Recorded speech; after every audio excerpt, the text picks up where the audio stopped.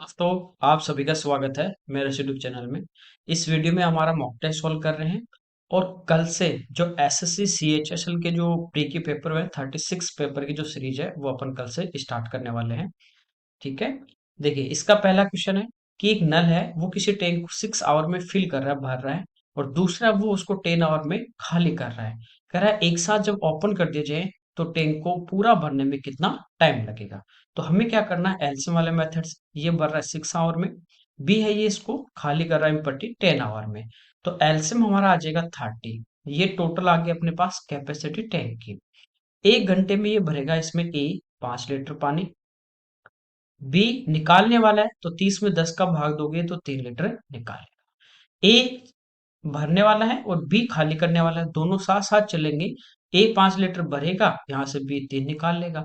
तो टैंक में पानी कितना आ जाएगा 1 घंटे में 2 लीटर। टोटल 30 भरना है तो कितना टाइम लग जाएगा 15 घंटे। अगला देखिए, एक्स और वाई की वैल्यू दी, हमें पूछा x² upon y plus y square upon x. देखिए, यहां से हम एल्सियम लेंगे तो हमारा एल्सियम आ जाएगा एक्स वाई। एक्स इधर इंटू होगा, वाई इधर होगा, तो ऊपर होगा अपने पास x³ प्लस y³। ठीक है। यहाँ देखिए, x का जो मान है √3+1/√3 - 1, और y का √3 - 1/√3 + 1, यानी ऊपर नीचे अंश और न्यूमरेटर डिनोमिनेटर आपस में चेंज है। देखिए, जब x इंटू वाई निकालें, आपस में इनको मल्टीप्लाई करोगे तो ये टर्म इससे कैंसिल होगी, ये इससे कैंसिल होगी, तो x इंटू वाई की जो वैल्यू है वो कितनी आ जाएगी 1। ठीक है, तो नीचे तो 1 हो जाएगा। हमारे पास बचा x³ प्लस वाई। देखिए, दोनों को यदि मैं प्लस कर दूं, x प्लस वाई करेंगे यहां से, तो नीचे एलसीएम आ जाएगा √3 - 1 इंटू √3 + 1। कोई दिक्कत नहीं, एलसीएम में दोनों टर्म आ जाएंगे। √3 + 1 जो है, यहाँ पे √3 - 1 कैंसिल, बचा √3 + 1, तो ये इससे इंटू होगा। ठीक है। तो ये इसका बनेगा होल स्क्वायर, ऑलरेडी ये टर्म है, तो √3 + 1 का होल स्क्वायर प्लस √3 - 1 का होल स्क्वायर। तो a प्लस बी का whole square plus a minus b का होल स्क्वायर, ये हमारा होता है 2 इंटू ए स्क्वायर, तो √3 का स्क्वायर 3, प्लस बी स्क्वायर, तो 1 का स्क्वायर, अपॉन ए माइनस पिन बी इंटू ए प्लस बी, ये ए स्क्वायर माइनस बी स्क्वायर, तो √3 का स्क्वायर 3 और 1 का 1, तो नीचे बचेगा 2, 2 से 2 कैंसिल, तो 3 और 1 4। तो x प्लस वाई का मान आ गया। अब इसको हम इसी फॉर्म में चेंज करेंगे, इसको लिखेंगे x प्लस वाई का whole cube -3xy into x plus y. कोई दिक्कत नहीं। तो x प्लस वाई कितना है 4, 4 का क्यूब 64 -3। एक्स वाई का मान 1 है, एक्स प्लस वाई का 4, 4 गुना 3 12 हो जाएगा। 12 इसमें से घटा देंगे तो आंसर आ जाएगा 50। अगला देखिए, यहाँ पे कह रहा था base of A right pyramid is a square of side 8 centimetre. Pyramid जो है, पिरामिड नीचे बेस क्या है उसका, एक स्क्वायर के ऊपर एक पॉइंट से वो अपन बेस को बांधते हैं। हाइट इसकी 12 है। कह रहा है इसका वॉल्यूम क्या होगा। तो वॉल्यूम जो होता है पिरामिड का वॉल्यूम, वो होता है 1/3 इंटू एरिया ऑफ बेस, आधार का क्षेत्रफल, और इंटू हाइट। ठीक है, यही होता है। तो यहाँ पे देखिए 1/3 एरिया ऑफ बेस स्क्वायर है, तो इसका एरिया होता है साइड स्क्वायर, तो ये हो जाएगा 8 इंटू हाइट। यहाँ पे अपने पास है 12, 3 से 4 टाइम 64 इंटू 4, 256 क्यूब सेंटीमीटर। अगला देखिए, यहाँ पे कह रहा है जितने समय में खरगोश 5 छलांग लगाता है उतने समय में कुत्ता 3 लगाता है। देखिए, ये क्वेश्चन काफी बार आता है, पहले भी अभी भी आता है, और आपको ये पता है कि इसको क्रॉस मल्टीप्लाई करके कर लेते हैं डायरेक्ट। क्यों करते हैं अपन इसको, बेसिक से भी देखने वाले हैं। ठीक है। यदि कुत्ते की एक छलांग में तय की गई दूरी 3, खरगोश की 3 छलांग में तय की गई दूरी के बराबर है, तो कुत्ते और खरगोश की स्पीड का रेशियो हमें यहाँ पे फाइंड आउट करना है। सबसे पहले देखिए, जितने समय में, इसका मतलब टाइम सेम, जितने समय में खरगोश 5 लगाएगा उतने ही समय में, उतनी ही देर में, तो दोनों का टाइम यहाँ पे सेम है। समय बराबर हो, टाइम कांस्टेंट हो, तो ये चीज मैं आपको पढ़ा चुका हूँ। समय बराबर हो तो जो स्पीड का रेशियो होगा वही रेशियो किसका होता है, डिस्टेंस का होता है। कोई दिक्कत नहीं। देखिए, यहाँ पे कह रहा है कुत्ते की एक छलांग में तय की गई, तो ये आप चाहो तो इनका एलसीएम लेके भी कर सकते हो, कि जैसे एक छलांग में मान लीजिए इनका एलसीएम आ गया 15, कि 15 आपके मीटर एक छलांग में दूरी कवर करता है, या आप 1 मीटर मान लो, एक्स मान लो, कुछ भी मान लो, उससे कोई फर्क नहीं पड़ना, ठीक है। यहाँ पे देखिए, इस लाइन को मैं देख रहा हूँ यहाँ से कि यदि कुत्ते की एक छलांग में तय की गई दूरी खरगोश की 3 छलांग में तय की गई दूरी के बराबर है, ठीक है। 5 और 3 है, एलसीएम इनका आ गया 15। मान लीजिए डॉग जो है वो एक छलांग में 15 मीटर की एक छलांग लगाता है, ठीक है। और इसकी एक छलांग की दूरी 15 मीटर, खरगोश की सेम डिस्टेंस है वो 3 छलांग में। इसका मतलब जो खरगोश होगा रेबिट, वो 15 मीटर कवर करेगा 3 छलांग में, एक छलांग में ये कवर करेगा 5 मीटर। यहाँ तक कोई दिक्कत नहीं होगी, मैंने खाली एलसीएम लिया है। आप चाहो तो मान लीजिए डॉग है वो एक्स मीटर की छलांग लगाएगा, तो कुत्ता लगाएगा x/3 की, ठीक है। ये आ गई अपने पास दूरी, क्योंकि इसकी एक छलांग की दूरी और इसकी 3 छलांग की, 3 से गुणा करोगे दूरी बराबर। अब टाइम की बात करें, तो जितने समय में खरगोश 5 लगाएगा, एक छलांग में 5 मीटर, 5 छलांग में कितना, 25 मीटर ये डिस्टेंस कवर करेगा, ये बात हो रही है यहाँ पे, ठीक है। उतनी ही देर में एक कुत्ता 3 छलांग, तो ये 15 मीटर एक छलांग में जाएगा, तो 3 छलांग में कितनी डिस्टेंस कवर करेगा, 15 × 3 = 45 मीटर। ये उतने ही समय में, टाइम सेम है, तो आपको पता है जो रेशियो डिस्टेंस का वही स्पीड का होगा, तो यही सेम किसका होगा, स्पीड का। यहां से देखिए 5 से 9 टाइम, 5 से 5 टाइम। अब आपको ध्यान ये देना है किससे किसका रेशियो पूछा है, तो पूछा है कुत्ते का खरगोश से, तो डॉग से रेबिट का ही है, तो आंसर आ जाएगा 9:5, ठीक है। आप इनको डायरेक्ट यहाँ से क्रॉस मल्टीप्लाई करके भी करते हैं, 3 को 3 से, 5 को 5 से, इस टाइप से भी कर लेते हैं, ठीक है। एक है तो 5 को 1 से। बेसिक है, कुछ नहीं होता। काफी बच्चे इसको छोड़ देते हैं, घबरा जाते हैं कि क्या है। कुछ नहीं करना आपको, एक एलसीएम ले लिया, वो डिस्टेंस मान ली, और उनकी जो एक एक छलांग की डिस्टेंस निकाल ली, फिर टाइम सेम है, जितने टाइम में जिसकी जितनी स्टेप है उस स्टेप की दूरी का रेशियो जो आएगा वही किसका होगा, स्पीड का। क्यों, क्योंकि यहाँ पे टाइम क्या है, कांस्टेंट है। आगे देखिए, पहले 4 नंबर का एवरेज फिफ्थ नंबर से 3 टाइम है, ठीक है। 4 नंबर अपने पास हैं, जैसे A, B, C, D. Average क्या होता है, sum of quantity upon number of quantity, तो चारों का सम अपॉन 4, ये एवरेज। तो कह रहा है ये जो एवरेज है फर्स्ट 4 नंबर का, ये फिफ्थ नंबर से 3 टाइम, तो ये 3 गुना है ना, तो फिफ्थ जो नंबर है वो मान लीजिए एक्स है, तो इसको 3 से मल्टीप्लाई करेंगे तो ये आपस में इक्वल हो गए, 4 को इधर इंटू कर देंगे, 12x, इन चारों का सम। सभी 5 नंबर का औसत 85.8 है, एवरेज दिया है सभी टोटल 5 नंबर का, तो इसको 5 से इंटू करें तो सभी का सम आ जाएगा। तो यहाँ से देखिए सम हमारे पास कितना आ गया, मल्टीप्लाई करेंगे 80 × 5 400, 5 × 5 25, और 8 इंटू करेंगे तो 4 आ जाएगा, ठीक है। तो ये आ गया 429। यहाँ पे देखिए इन चार का जो सम है ये आ गया अपने पास 12x, पांचवा नंबर x, तो सभी का सम आ गया 13x इक्वल टू 429। तो x का जो मान है 13 से डिवाइड कर देंगे, 3 टाइम 39, फिर 3 टाइम, तो जो फिफ्थ नंबर पूछा है वो आ गया 30। अगला देखिए, एक दूसरे से 50 मीटर की डिस्टेंस पे दो पॉइंट है, एक मीनार का जो एलिवेशन एंगल है, ठीक है, वो 30 डिग्री है, दूसरे पॉइंट से 60 डिग्री है। फिर कह रहा है दोनों जो पॉइंट है और मीनार का जो फुट है वो एक ही स्ट्रेट लाइन में है, तो मीनार की हमें क्या पूछे, हाइट।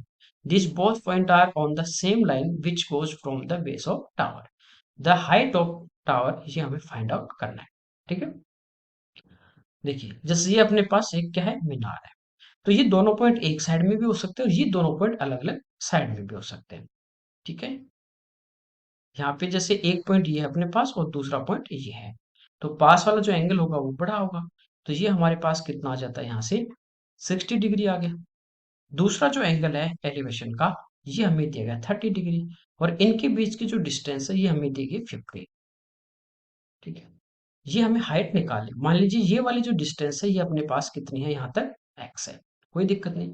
पहले ट्राइंगल की यदि हम बात करें, इस वाले ट्राइंगल की, ठीक है, यहाँ पे यदि 60 तो यहाँ पे 30, 30 के पास वाली साइड बड़ी बड़ी करने के लिए x को √3 से इंटू करेंगे तो ये आ जाएगा √3x, कोई दिक्कत नहीं। अब मैं यदि ये पूरा एंगल ले लेता हूँ दोनों को मिलाने पे, तो यहाँ पे एंगल 30 के पास वाली बड़ी होगी, तो √3 एक्स को वापस √3 से गुणा करेंगे तो पूरी आ जाएगी 3x। तो 3x की जो वैल्यू आती है वो आती है x + 15। एक्स इधर आ गया माइनस, तो 2x आ गया अपने पास 50, तो x का मान यहाँ से कितना आ जाएगा हमारे पास 25। यहाँ पे रखेंगे 25, तो ये आंसर आ जाएगा 25 ठीक है, कोई दिक्कत नहीं। आगे देखिए, यहाँ पे कह रहा है एक 14 सेंटीमीटर व्यास, तो ये डायमीटर है, तो रेडियस हमारे पास कितनी आ जाएगी 7 सेंटीमीटर। 5 किलोमीटर पर आवर की स्पीड से जो है वाटर है वो फ्लो कर रहा है, यहाँ पे चल रहा है। तो 50 मीटर लंबे, लेंथ 44 मीटर, यहाँ पे इसकी दिए ब्रीथ चौड़ाई, टंकी में भरा जा रहा है। तो कह रहा है कि उस टंकी का जो हाइट है वो 7 सेंटीमीटर बढ़ने में कितना टाइम लगेगा। तो जितना उस पाइप से पानी आ रहा है और जो टैंक की कैपेसिटी है, वॉल्यूम है, वो आपस में इक्वल होने चाहिए। तो वॉल्यूम की बात करें तो ये क्यूबॉइड होगा, इसका वॉल्यूम होगा L into b into h. ये दोनों मीटर में, ये सेंटीमीटर में, तो इसको मीटर में बदलेंगे तो 100 से भाग कर देंगे। ये टैंक में पानी आएगा, जिससे आ रहा है जहां से, वो इसके इक्वल होना चाहिए। तो पाइप जो है वो एक सिलेंड्रिक है हमारे पास, ठीक है। तो उसका आयतन होता है, वॉल्यूम होता है पाई आर स्क्वायर एच। पाई की वैल्यू हो जाएगी 22/7, ठीक है। पाई आर स्क्वायर, तो रेडियस हमारे पास यहाँ पे कितनी है 7। इस टाइप से यदि ये अपने पास पाइप है, इसमें से पानी चल रहा है, ठीक है। तो ये तो अपने पास पाई आर स्क्वायर इसका एरिया, और इनटू हाइट। हाइट यहाँ पे क्या होगी ये मैंने आपको बता रखा है टाइम डिस्टेंस में भी। जो स्पीड है इसको आप टाइम से मल्टीप्लाई करते हो तो दूरी आएगी, यहाँ पे इसकी लेंथ आ जाती है हाइट, ठीक है, लेंथ आ जाती है। तो स्पीड हमारे पास है 5 किलोमीटर पर आवर। मान लीजिए टी घंटे में, यहाँ पे मैं टाइम ले रहा हूँ आवर्स में, टी घंटे में ये पूरा भर जाएगा, तो इंटू टी। अब ये किलोमीटर, ये जो अपना था जैसे 5 किलोमीटर पर आवर, तो नीचे क्या थी यूनिट आवर्स, आवर्स से आवर्स यूनिट कैंसिल होगी, तो ये टी की वैल्यू आ जाएगी। लेकिन यहाँ पे क्या किलोमीटर, ये क्या है मीटर में, इसको मैं मीटर में बदलूंगा तो किससे गुणा कर दूंगा 1000 से, ठीक है, किलोमीटर को। अब देखिए सेंटीमीटर में था ना, इसको चेंज करना अपने को किसमें, मीटर में। अब यहाँ से अपने पास टी का जो मान है वो डायरेक्ट आ जाएगा। 7 से 7 कैंसिल, यहाँ पे देखिए 3 जीरो हमारी कैंसिल हो जाती है, एक इससे और इसकी ये इससे, 5 से 5 भी हमारा कैंसिल, 7 से 7 भी हमारा कैंसिल, और 22 से 2 टाइम, तो आंसर आ जाएगा 2 आवर्स। अगला देखिए, ट्राइंगल एबीसी यहाँ पे हमें दिया गया है। कह रहा है कि एएम जो है वो बीसी पे परपेंडिकुलर है, तो ये हमारे पास ट्राइंगल है एबीसी। ए से सामने वाली साइड पे परपेंडिकुलर है एएम, यानी 90 डिग्री का एंगल है वर्टेक्स से। ए एन कह रहा है एंगल ए का बाइसेक्टर है। ये इसका क्या अपने पास एंगल बाइसेक्टर, यानी एंगल को बराबर दो भागों में बांटेगा। तो कह रहा है एम ए एन, ये वाला जो एंगल होगा ये कितना होगा, तो ये इन दोनों के डिफरेंस का हाफ होता है, ठीक है। 1/2 angle b minus angle c. तो देखिए यहाँ पे कह रहा है बी है 55, सी है 35, दोनों का डिफरेंस 20 और उसका हाफ कितना 10। अगला देखिए, यहाँ पे कह रहा है दो नंबर का एलसीएम है 1820, उनका एचसीएफ है 26, एक नंबर दिया दूसरा पूछा है। तो LCM into HCF equal to में होता है प्रोडक्ट ऑफ टू नंबर, दो संख्याओं का गुणनफल, ठीक है। तो यहाँ पे देखिए एलसीएम रख देते हैं अपन 1820, एचसीएफ है 26 और एक नंबर है 130, सेकंड हमें निकालना है यहाँ पे। तो 0 से 0 कैंसिल, 30 से 2 टाइम मल्टीप्लाई कर देंगे तो ये आ जाएगा हमारे पास 364, ये सेकंड नंबर आ गया। अगला देखिए, यहाँ पे कह रहा है कि अपने को एक फिगर दिया गया है एबीसीडी, यहाँ पे एक रेक्टेंगल है जिसमें पी और क्यू जो है वो सीडी और बीसी के मिड पॉइंट दिए गए हैं। तो कह रहा है कि जो शेडेड एरिया उसका एरिया क्षेत्रफल, और जो हमारे पास शेडेड नहीं है, अनशेडेड जो है पोर्शन, उसके बीच में यहाँ पे रेशियो पूछा है। देखिए ये मान लीजिए इसकी लेंथ थी एल और ये इसकी थी क्या चौड़ाई बी, ठीक है। ये मिड पॉइंट है यहां तक, तो ये क्या हो जाएगा हाफ b/2, ये भी b/2, ये l/2 और ये l/2, इन तीनों का प्लस कर लेंगे वो टोटल आ जाएगा शेडेड का, और अनशेडेड का यानी ये आ जाएगा। तो पूरे रेक्टेंगल का हमारे पास एरिया क्या होगा एल इंटू बी, उसमें से तीनों घटा देंगे। अब देखिए तीनों यहाँ पे ये क्या राइट एंगल ट्राइंगल बनेंगे, ठीक है। राइट एंगल ट्राइंगल का एरिया होता है 1/2 इंटू बेस, तो यहाँ पे देखिए ए बी क्यू ट्राइंगल की बात करूँ तो एल, और यहाँ पे ये हाइट कितनी होगी b/2, तो ये होगा एल बी अपॉन 4। यहाँ पे देखिए 2 यहाँ पे है l/2, यहाँ भी b/2, तो 2 इंटू 2 4, और हाफ और कर देंगे एरिया निकालने, तो ये हो जाएगा l into b upon 8। Same formula 1/2 into base into height. यहाँ से आ जाएगा एल बी अपॉन 4। तीनों को प्लस कर दें, l b upon 8 plus l b upon 4 और plus l b upon 4, LCM 8 आ जाएगा। एल बी प्लस 2 और 2 4, तो टोटल आ गया अपने पास सेडेड का 5 एल बी अपॉन 8। ठीक है, तो सेडेड का कितना आ गया 5 एल बी अपॉन, अब पूरे का एल बी था, घटाओगे 8 में से 5 गए कितने 3, तो आ जाएगा 3 एल बी अपॉन 8, 8 से 8 एल बी से एल बी, तो आंसर आ जाएगा 5:2।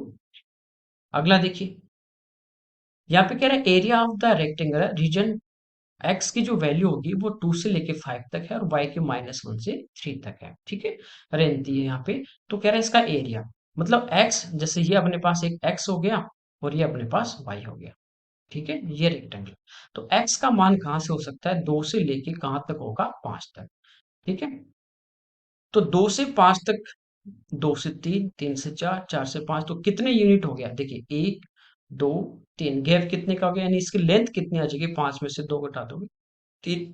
वाई की बात करें तो ये है -1 से लेके हमारे पास कहाँ तक, 3 तक, तो ये टोटल लेंथ कितनी होगी, 3 में से 1 घटा दोगे तो ऑलरेडी माइनस का प्लस हो जाएगा, तो ये कितनी लेंथ, इसकी चौड़ाई कितनी आ जाएगी 4, तो एरिया कितना आ जाएगा 4 × 3 यानी 12 स्क्वायर यूनिट।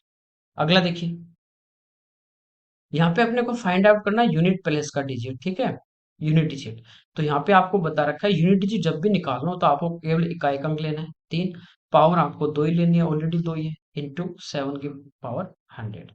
पावर को 4 से डिवाइड करते हैं, पूरा पूरा भाग चला जाए तो पावर 4, 76 में 4 से कंप्लीटली डिवाइड हो रहा है 19 टाइम, तो 4 ले लेंगे पावर, 100 भी हो रहा है तो यहाँ पे 4 लेंगे, 3 की पावर 4 करोगे 81, यूनिट डिजिट 1, 3 की पावर 4, सॉरी 7 की पावर 4 करोगे तो ये भी अपने पास 1, तो 1 × 1 यूनिट डिजिट आ जाएगी 1।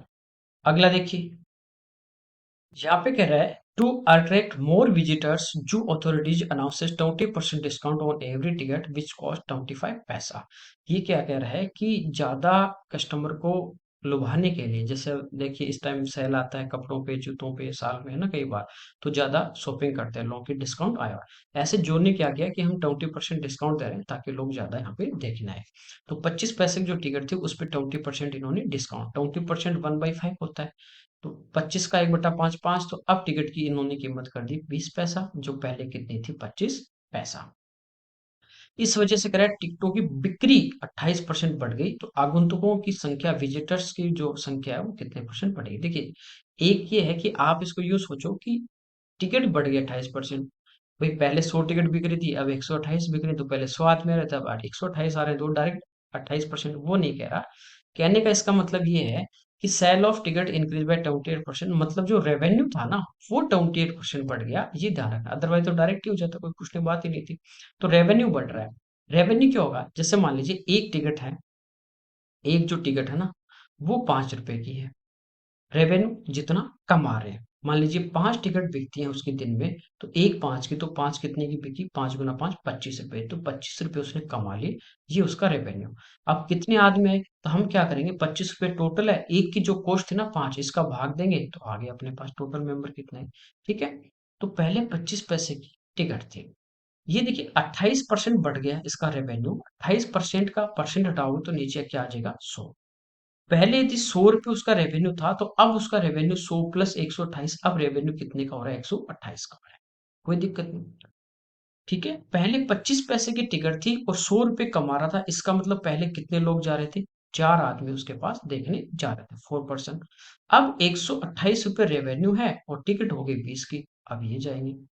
ठीक है, 4 से 5 टाइम, और 4 से ये भी हमारा कैंसिल हो 32 टाइम, तो इतने यहाँ पे लोग पड़ गए, फ्रैक्शन में है, कोई नहीं, अपने ये सेम ये वैल्यू ली इसलिए आप एक्स भी मान सकते हो। तो यहाँ पे देखिए आदमी कितने बढ़े, 4 से लेके 32/5 हो गए, तो इसमें से ये माइनस कर दीजिए, तो 32/5 जो है इसमें से माइनस कर दीजिए कितने 4, या इसको फ्रैक्शन डेसिमल में चेंज कर लो, तो 5 एलसीएम, 5 × 4 20, 20 घटा देंगे तो बचे 12, तो 12/5 बढ़ गए, किससे, 4 से, और गुणा 100। ठीक है, तो ये 4 इधर ही आ जाएगा, 5 × 4 20, 20 से भाग देंगे 5 बार, 12 × 5 60, तो ये इस क्वेश्चन का आंसर आ जाएगा। अगला देखिए, पंकज अपना जो प्रॉफिट है वो सेलिंग प्राइस पे और राम कॉस्ट प्राइस पे यहाँ पे निकालता है, और इनका प्रॉफिट का डिफरेंस दिया है 135 रुपीज। दोनों का सेलिंग प्राइस सेम है। देखिए, पंकज है वो 30% का प्रॉफिट और राम 25% का प्रॉफिट पे ये अपना सेलिंग प्राइस डिसाइड करते हैं। देखिए 30% क्या होगा, परसेंट हटाएंगे, 3 हो गया 3/10। अब हमेशा अपन कॉस्ट या लॉस निकालते हैं किस पे, कॉस्ट प्राइस पे। ये मैंने आपको प्रॉफिट लॉस में पढ़ाया था। जब आपको एक्चुअल में बोल दे क्वेश्चन के अंदर कि सेलिंग पे डिसाइड कर रहा है तो हम सेलिंग मानेंगे। तो यहाँ पे देखिए इसकी सेलिंग प्राइस कितनी है, 10। इसकी सेलिंग प्राइस जो है वो 10 है, 3 का लाभ हुआ तो कम में तो खरीदा होगा। तो इसकी जो कॉस्ट है वो कितनी आ जाएगी, 10 में से 3 गए 7। ठीक है, ये बात होगी पंकज की। अब चलते हैं राम के पास। तो राम का जो प्रॉफिट है वो है कितना, 25%, 1/4। ये किस पे निकाल रहा है, क्रय पे। तो इसका क्रय मूल्य कितना आ गया, 4, और एक का लाभ तो बेचेगा कितने में, 5 में। यहाँ पे एक लाइन दी कि दोनों का सेलिंग प्राइस सेम है, इसका 10, इसका 5। सेम करने के लिए इसको 2 से मल्टीप्लाई कर दिया, तो इधर भी करेंगे। तो इसका सेलिंग प्राइस 10 है, इसका भी 10 है। प्रॉफिट, यहाँ पे प्रॉफिट कितने का है, 3 का। ये 10 में बेच रहा है, 8 में खरीद रहा है। यहाँ प्रॉफिट कितने का है, 2 का। दोनों के प्रॉफिट में अंतर कितने का है, 1 का। एक्चुअल में वो 1 का मान कितना दिया है, 135। हमें पूछा है सेलिंग प्राइस, तो किस सेलिंग प्राइस दोनों का सेम है, किसका भी ले लो, कितना, 10, तो 10 से इंटू कर देंगे तो आंसर आ जाएगा 1350। अगला देखिए, ए 180 रुपीज पर आवर यहाँ पे अर्न कर रहा है, एक दिन में 7 घंटे काम करता है। बी 160 रुपीज अर्न कर रहा है और पर डे 5 आवर काम करता है। ए और बी की पर डे की जो इनकम है उसका रेशियो यहाँ पे पूछा है। तो 1 घंटे में 180 रुपये कमाएगा, तो 7 में 180 गुना 7। बी 1 घंटे में 160, तो 5 घंटे में 5 से इंटू कर। सिंप्लीफाई करेंगे, 0 से 0 हमारा कैंसिल, 2 से 9 टाइम और 2 से मल्टीप्लाई कर लेंगे, 63:40। ये इस क्वेश्चन का आंसर। अगला देखिए, अपनी सामान्य चाल, यूजुअल जो स्पीड है उसकी कंपैरिजन में 7/9 स्पीड से चल रहा है व्यक्ति, किससे कंपैरिजन कर रहा है, यूजुअल स्पीड। तो यूजुअल स्पीड इसकी यदि 9 होगी तो अभी जो इमेजिनरी स्पीड है वो इसकी कितनी हो जाएगी, 7। अपने ऑफिस जा रहा है, सामान्य समय से यूजुअल समय से 10 मिनट लेट पहुंचा क्योंकि स्पीड कम कर दी, ये स्पीड का रेशियो है। ठीक है, सेम वही डिस्टेंस कवर कर रहा है, घर से ऑफिस डिस्टेंस सेम है। तो आपका ये रेशियो टाइम और स्पीड का उल्टा। तो टाइम पहले 7 घंटे या 7 मिनट लगेंगे, तो अब कितने मिनट लगेंगे, 9। कितने का डिफरेंस है, 2 यूनिट का। एक्चुअल में कितने का है, देरी से पहुंचे या पहले से पहुंचे वो भी डिफरेंस होता है। तो वो डिफरेंस है 10 का, 2 यूनिट की वैल्यू दी है। एक्चुअल जो टाइम है यूजुअल वो पूछा है तो वो है यूनिट में 7। तो 7 से हम मल्टीप्लाई कर देंगे तो आंसर आ जाएगा 35। अगला देखिए, यहाँ पे करें, एक पिरामिड है, राइट एंगल यहाँ पे समकोणीय पिरामिड दिया है, जिसका बेस है वो हमारे पास स्क्वायर है, जिसका एरिया 64 है, यानी उसकी साइड हो जाएगी 8। ठीक है, इस टाइप से ये हमारे पास इसका पिरामिड का क्या है, बेस है। ये तो बेस हो गया जिसकी अपने पास साइड है 8, ऊपर एक पॉइंट से इसको बांध दिया। ठीक है, ये हमारे पास एक क्या बन जाता है, पिरामिड। अब ये कह रहे हैं, इस ये जो बाकी जो इस बेस के अलावा जितने ट्रायंगल दिख रहे हैं, एक सामने एक तरफ, एक पीछे, दो साइड में, इनका प्रत्येक का एरिया 20 है। पिरामिड का वॉल्यूम पूछा, पिरामिड का वॉल्यूम अभी बताया था 1/3 इंटू एरिया और बेस इंटू हाइट। तो हाइट यहाँ से फाइंड आउट करेंगे। देखिए, ये जो मैं यहाँ पे नाम दे रहा हूँ, जैसे ए, बी, सी, तो ये जो वाला पार्ट है ना, इसका एरिया हमारे पास कितना है, 20 सेंटीमीटर स्क्वायर। अब देखिए इसका जो एरिया होगा वो होगा 1/2 इंटू बेस और इंटू हाइट। अब पहले इस पिरामिड की हाइट निकाली, क्योंकि वॉल्यूम में तो वही चाहिए। पिरामिड की हाइट यानी ऊपर इस पॉइंट से मिड पॉइंट की बात करें अपन, वीकेंड के या मिड पॉइंट हो या इसका पूरे का मिड पॉइंट बात देखिए, और इस साइड का मिड पॉइंट। तो ये हमारे पास जो होगी ना, ये इसकी हाइट होगी, ये इसकी सलेंट हाइट होगी, ये सलेंट एज है। ठीक है, ये 8, तो ये कितना, 4। देखिए, ट्राइंगल का, राइट एंगल ट्राइंगल का एरिया होता है 1/2 इंटू बेस, तो बेस तो कितना, 8 इंटू हाइट। ये एरिया है 20, तो इसकी हाइट कितनी आ जाएगी हमारे पास, यहाँ से 5। ये 5 आ गई। ठीक है, कर्ण 5 आधार 4, तो ये हाइट कितनी आ जाएगी, 3। पिरामिड की कितनी आ गई, 3। तो 1/3 इंटू एरिया ऑफ बेस और इंटू हाइट, 3 से 3 कैंसिल, आंसर आ जाए 64 सेंटीमीटर क्यूब। अगला देखिए, ग्राफ दिया है यहाँ पे। कह रहा है किस कक्षा में लड़कों का जो रिजल्ट है लड़कियों से समग्र औसत परिणाम से कम है, ओवरऑल एवरेज रिजल्ट से कम है। देखिए यहाँ पे कह रहा है कि स्कूल है उसका जो ईयरली हम एनुअली जो रिजल्ट है वो यहाँ पे दिया गया है, वो दिया गया परसेंटेज में दिया गया, ये ध्यान रखना। बॉयज और गर्ल्स, ये बॉयज हैं डार्क वाले और ये व्हाइट वाली गर्ल्स हैं, ठीक है। तो सबसे कम कह रहा है लड़कों का, तो लड़कों का परिणाम देखिए सबसे कम किस क्लास में, थर्ड में ही है। तो जो कम है ना एवरेज से वही तो कम होगा, ठीक है। बाकी ये नहीं कह सकते कि ये वाला चेक करना पड़ेगा ये कम हो सकता है, भाई सबसे कम तो यही हो गया तो एवरेज से कम भी यही होगा। तो आंसर आ जाएगा आपका, अरे कुछ नहीं करना इसमें। In which class is the result of the girl more than the average result of the boys for the school, ठीक है। यहाँ पे कह रहे हैं लड़कियों का परिणाम जो है वो औसत से अधिक है, तो लड़कियों का सबसे ज्यादा किस क्लास में, फिफ्थ में। तो ये आंसर आ जाएगा, सबसे ज्यादा जो है वो एवरेज से भी ज्यादा होगा, कुछ नहीं आपको इसको सोल्व करना। In which pair of classes are the result of girl and boys in inverse proportion? व्युत्क्रमानुपाती में किस में है, तो 1 और 6 की बात करें तो यहाँ पे देखिए बॉयज कितने हैं 90 और यहाँ पे कितने हैं 80, यहाँ पे 70, यहाँ 70 इक्वल हो गई, ये तो नहीं होगा। सेकंड देखिए 2 और 5, यहाँ पे देखिए बॉयज कितने अपने पास, बॉयज और गर्ल्स का यदि मैं रेशियो देखूं तो यहाँ पे अपने पास है 90% और गर्ल्स अपने पास कितने यहाँ पे 80।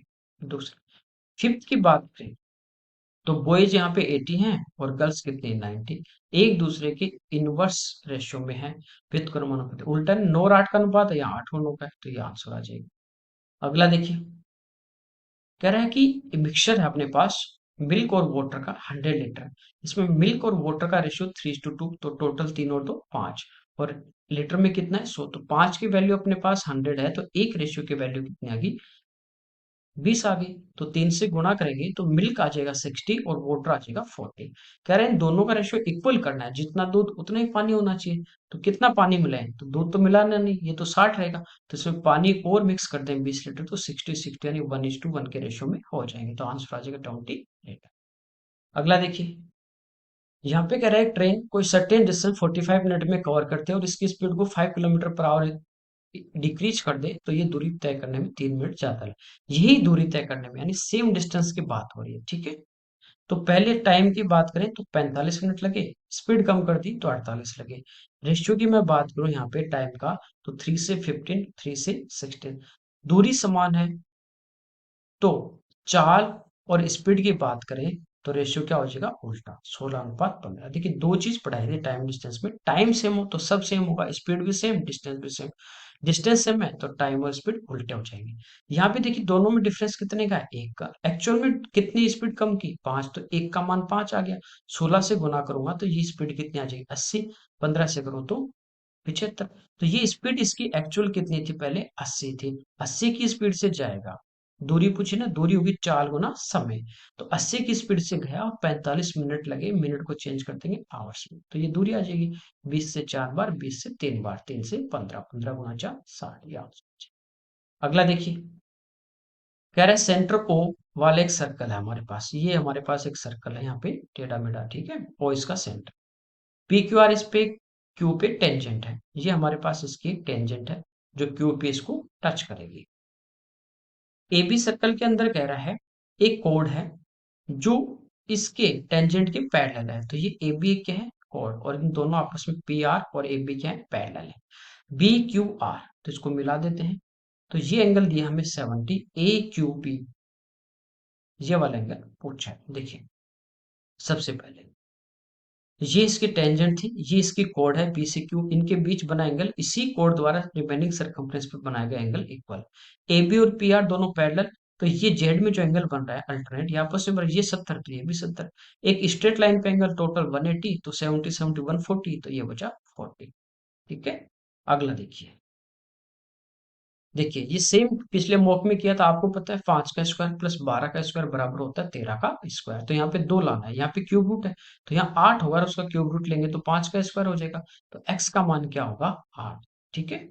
अगला देखिए यहाँ पे अगर सर्टेन अपने पास सम है 20% रेट से 2 साल का जो सिंपल इंटरेस्ट है 250 है, देखिए 2 साल का जो ब्याज हमें दिया है, तो आपको पता है प्रत्येक साल जो होता है सिंपल इंटरेस्ट को इक्वल, तो पहले साल फर्स्ट में कितना होगा 125, सेकंड में भी कितना होगा 125, ठीक है।